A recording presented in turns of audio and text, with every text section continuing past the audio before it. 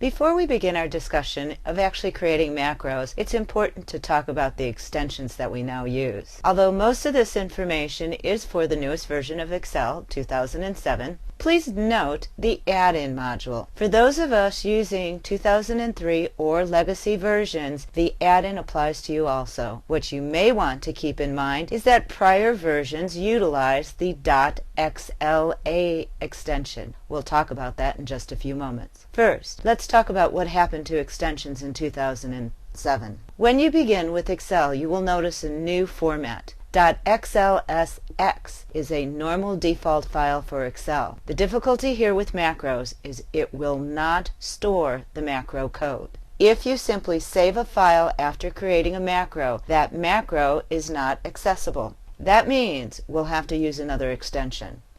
We will want to use .xlsm to store a macro. It is the same file as we use for the default, but allows us to enable macros. This change has been instituted for the purpose of security. When you're saving the file, you will notice the differences in the Save As section. Let's go up to the Office button, down to Save As. When going into Save As, you'll notice Macro Enabled Workbook. When I go into a macro-enabled workbook, this is where the actual extension will change. Notice we have a normal workbook, a macro-enabled workbook, and of course if we go down, we will see all the 97 to 2003 templates. When you actually go into your file system or the Windows directory, you will now see XLSM for macro, XLSX for excluding macros. As we continue, you will notice the same changes for templates. If I am saving a template without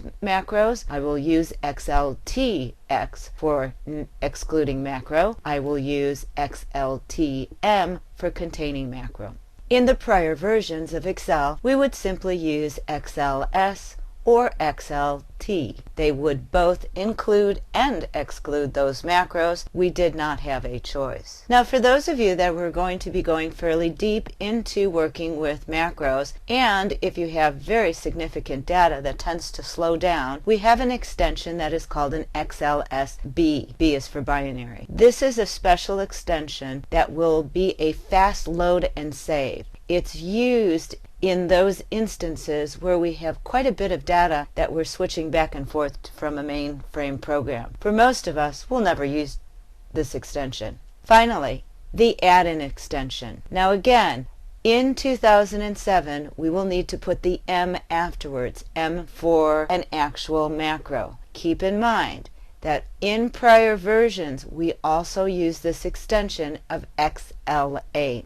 When we're creating macros, the macro only runs in the workbook that we're issuing, or we'll have to have this workbook opened. If we want our macro to be available to everyone without having to open that workbook each time, we can save that file as an add-in. When we use that add-in, we can then load it on everyone's machine, and the macro will work everywhere we go. In order to do that, though, we must use a special extension in Excel. XLA for legacy versions, XLAM for 2007. When you're working with each of these extensions, please keep in mind that it'll make a very big difference as to whether or not you will be able to run your macro within Excel. When a macro is not running properly, the first thing to do is always go back into Windows, check what your extension is. If your extension is incorrect, simply resave it. Now do remember, if you use the default extension, you will most probably have to repeat your macro and create it again from scratch. So it's very important to get in the habit of checking those extensions.